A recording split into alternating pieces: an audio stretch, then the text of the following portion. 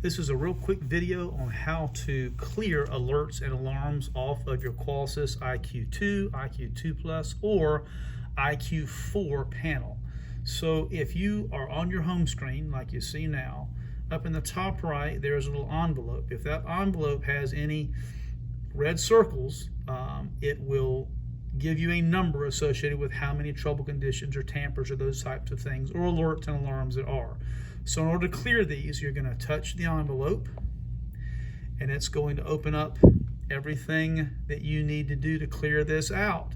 You can touch alerts and alarms. You will have a list here if you have more than one. I intentionally tampered a motion sensor just so we would have that on the panel. You can literally, though, if you have a string of them, you can touch all, you can hit OK, and it will acknowledge all of them. Then you can touch the top bar and go back to the home screen.